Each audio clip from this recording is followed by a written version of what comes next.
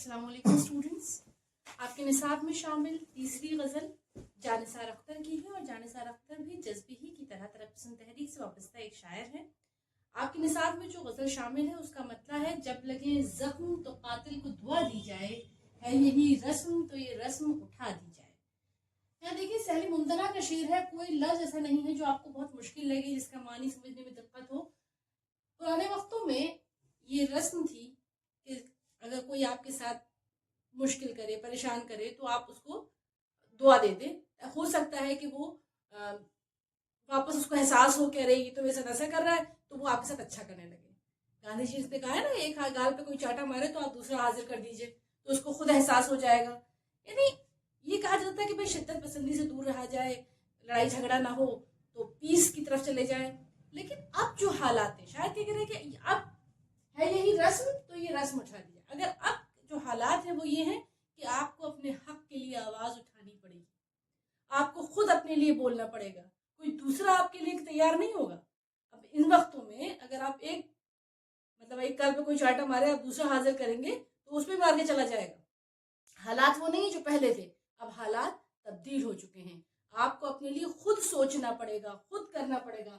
تو شاعر نے مطلب بنایا، جب لگے زخم تو قاتل کو دعا دی جائے، یعنی جب آپ کو تکلیف ہو، پریشانی ہو، آپ کو مجھ ساتھ زیادتی کر رہا ہے، آپ اس کو دعا دیں۔ تو یہ حالات یہ آج کے دور میں یہ کارگر ثابت نہیں ہو سکتے۔ اگر یہ رسم ہے تو اس رسم کو اٹھا دینا چاہیے۔ اٹھا دینا محاورہ ہے، یعنی اس کو ختم کر دینا چاہیے۔ دوسرے شعر پہ آ جاتے ہیں صاحب، دل کا وہ حال ہوا ہے غم دوراں کے تلے، جیسے ایک لاش چٹانوں میں دبا دی جائے۔ یہاں جو یہ غم دوراں ہے، یعنی دور کی جمع دوراں، اور غم دوراں یعنی زمانے کا جو غم ہوتا ہے، جو اس کی پریشانیاں ہیں۔ ایک لفظ انہوں نے استعمال کیا تلے، پرانی اردو کا لفظ ہے تلے۔ تلے کا مطلب ہوتا ہے اس کے نیچے، یہاں مراد ہے زیر اثر،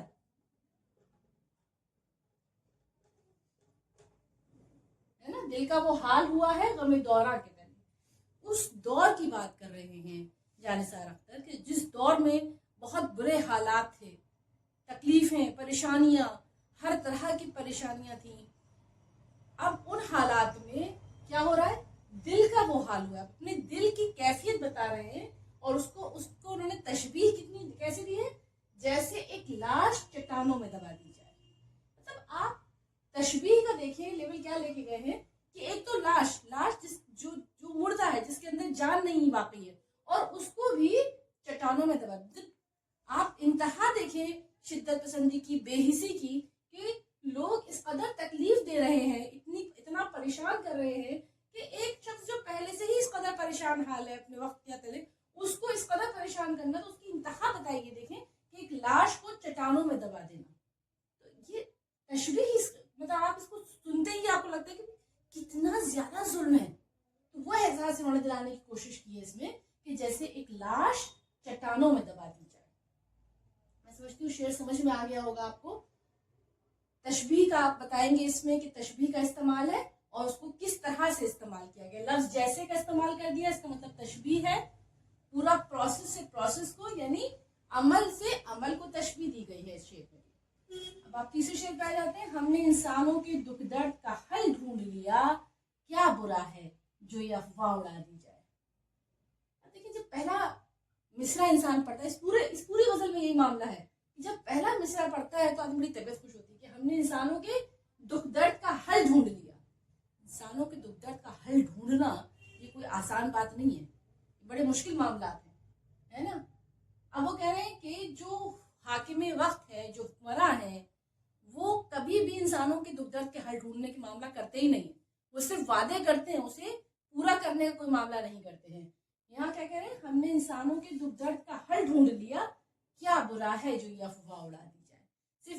آپ صرف یہ افواہ ہی اڑا دیں تاکہ تھوڑے ہی وقت کے لیے ہی صحیح لوگ اپنے آپ کو تسلی دے لیں، انہیں تشفی ہو جائے کہ شاید آپ جو ہے وہ ان کی معاملات درست کر دیں، شاید آپ ان کی دکھ تکلیفوں کے بارے میں سوچ لیں، تو یہ آپ کر تو سکتے نہیں ہیں۔ اب یہ کیا ہے، یہ حکومت پر طنز ہے ایک طرح سے۔ غزلوں میں بھی اس طرح کے شعر کہے گئے ہیں جہاں طنز کا پہلو ہے، تو یہاں بھی آپ دیکھیں طنز کا پہلو نظر آ رہا ہے۔ کیا کہہ رہا ہے کہ کیا برا ہے، مطلب اس میں برائی کیا ہے، افواہی اڑا دیجئے، آپ حل تو تلاش کر نہیں سکتے، یہ تو تو آپ کی بس کی بات ہے نہیں کہ آپ ان کے حل تلاش کریں، تو آپ کیا کریں، آپ افواہ اڑا دیں، یہ آپ کر سکتے ہیں۔ اچھا یہاں بھی دیکھیے، جیسے یہاں تو اٹھا دی جائے، رسم اٹھا دی جائے، یہ محاورہ تھا، اسی طرح سے یہاں افواہ اڑا دی جائے، یہ بھی اسی طرح کا معاملہ ہے۔ ٹھیک، یہ آپ کے 3 شعر۔ اگلا شعر پہ آتے ہیں صاحب، چوتھے شعر پہ آ جاتے ہیں۔ ہم کو گزری ہوئی صدیاں تو نہ پہچانیں گی، آنے والے کسی لمحے کو صدا دی جائے۔ گزری ہوئی صدیاں یعنی جو وقت گزر گیا، ظاہر ہے اپنے ماضی میں جا کر کچھ تبدیلی نہیں کر سکتے، تو ماضی آپ کیسے ہمیں پہچان سکتا ہے؟ ہمیں کرنا کیا ہوگا، ہمیں حال میں کوئی ایسا کام کرنا ہوگا جو آنے والا وقت، جس کو انہوں نے کہا ہے آنے والے کسی لمحے کو صدا دی جائے، یعنی حال میں کچھ ایسا کیجئے، کچھ ایسے کارنامے انجام دیجئے، کچھ ایسے اعمال کیجئے تاکہ مستقبل میں لوگ آپ کو پہچانیں، ہے نا، کچھ نیک کام ایسے کیجئے کہ مستقبل میں لوگ آپ کو پہچانیں۔ اب اس شعر میں، یہ تو میں نے آپ کو اس شعر کا جسٹ کیا وہ بتا دیا، یہ کہنا چاہ رہا ہے۔ اب جو چیزیں یہاں سمجھنے کی وہ کیا ہے، یہاں دیکھیے ایک لفظ استعمال ہوا صدیاں اور ایک لفظ استعمال ہوا ہے صدا، ہے نا، بظاہر یہ لگ رہا ہے کہ یہ تو ایک سے ہی معاملہ ہے، لیکن صدیاں ایک بالکل مختلف بات ہے۔ صدیاں یعنی آپ کے 100 سال، اور صدا بامراد آواز۔ ٹھیک ہے صاحب، جب اس طرح کے حالات ہوں، یعنی بظاہر دیکھنے میں یہ لگے کہ لفظ تو ایک ہی ہے لیکن معنی کے اعتبار سے ان میں بڑا فرق ہو، تو اس کو کہتے ہیں، ایک صنعت ہے اس کا نام ہے شبہ اشتقاق۔ یہ آپ اس کے لیے لفظ استعمال ہوتا ہے، صنعت ہے یہ شبہ اشتقاق، یہ آپ کو بتانا پڑے گا، ٹھیک ہے نا۔ جب آپ اس شعر کی تشریح کریں گے تو آپ بتائیں گے کہ یہاں شاعر کیا کہنا چاہ رہا ہے کہ ہم کو گزری ہوئی صدیاں تو نہ پہچانیں گی۔ ظاہر ہے جو وقت گزر گیا، جو ماضی ہے، اس میں ہم اپنے ماضی، کیونکہ اکثر کیا ہوتا ہے کہ ہم اپنے ماضی کو ہی سوچ سوچ کے ریگریٹ، یعنی شرمندہ ہوتے رہتے ہیں، ہم نے یہ نہیں کیا، ہم نے وہ نہیں کیا۔ وہ وقت تو گزر گیا نا، اس میں ہم جا کے کچھ نہیں کر سکتے۔ اور نہ ہی کچھ لوگ ایسے بھی ہیں کہ صرف ماضی پر جو ہے وہ آپ وہ فخر کرتے رہتے ہیں کہ ہم ماضی میں یہ تھا، وہ تھا، یہ تھا۔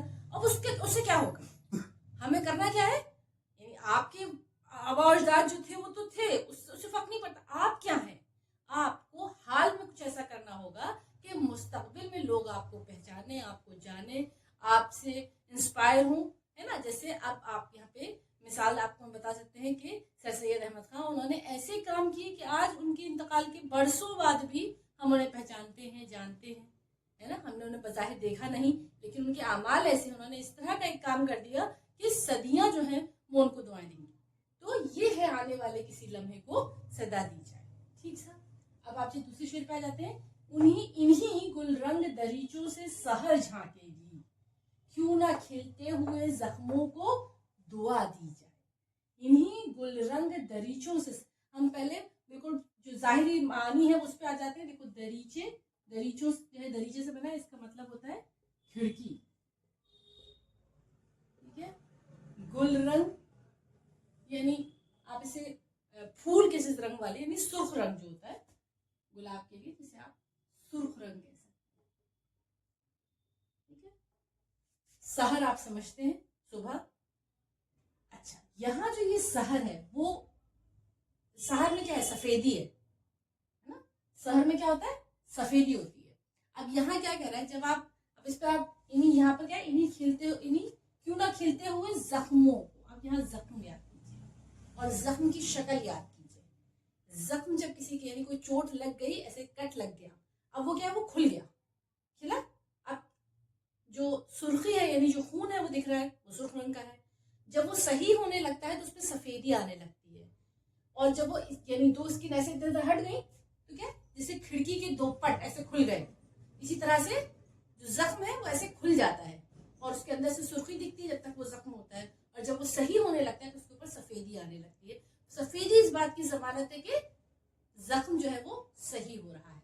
ٹھیک، اب ہم اس پہ آتے ہیں، یعنی یہ اس کے پیچھے کا بیک گراؤنڈ، یعنی اس کو سمجھنے کے لیے یہ سمجھنا ضروری ہے۔ آپ تشریح کریں گے تو بتائیں گے آپ، انہی گل رنگ دریچوں سے سحر جھانکے، یہاں جو یہ گل رنگ کہا ہے وہ کس کو کہا ہے، زخموں کو کہا ہے۔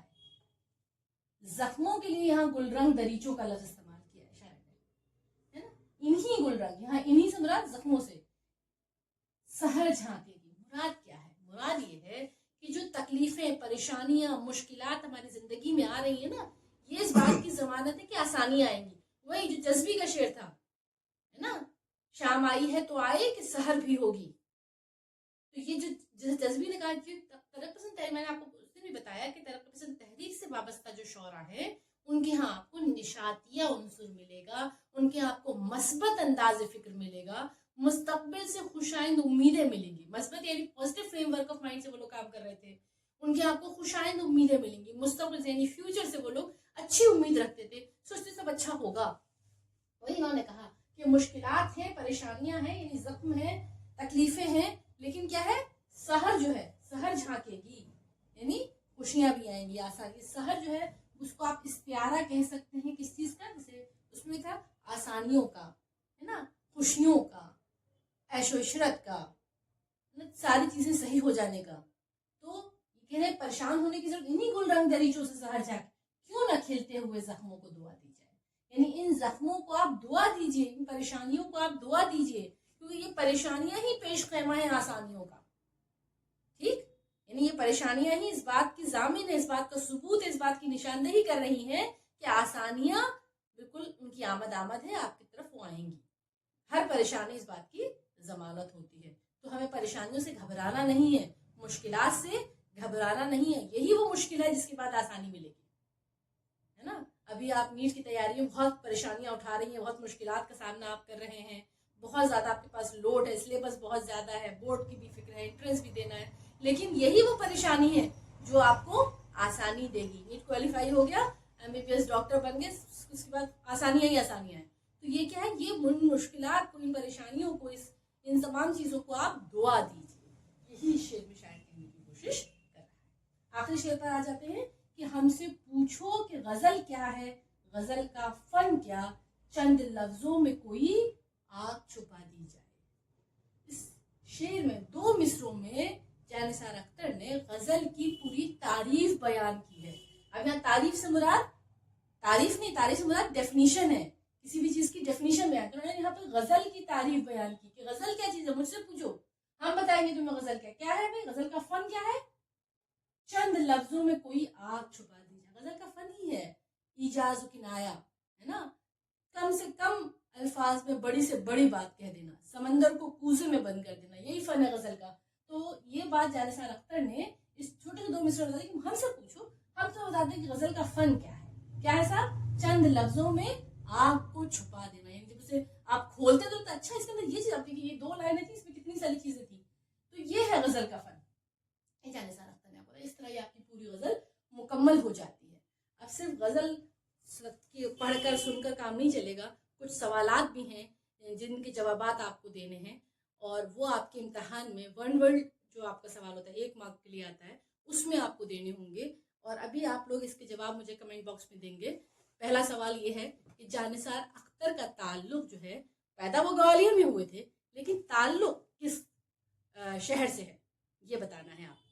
دوسرا، جانثار اختر کے والد کا کیا نام تھا اور ان کا کون سا شعر آپ کے نصاب میں شامل کتاب خیابان اردو میں موجود ہے، آپ کا دوسرا سوال. تیسرا سوال یہ ہے کہ جانثار اختر کا مجاز لفظی، مجاز جو علی گڑھ کا ترانہ لکھا ہے، ان سے کیا تعلق تھا. یہ 3 سوال ہیں جن کے جواب آپ کو کمنٹ باکس میں دینے. چینل کو سبسکرائب کیجیے.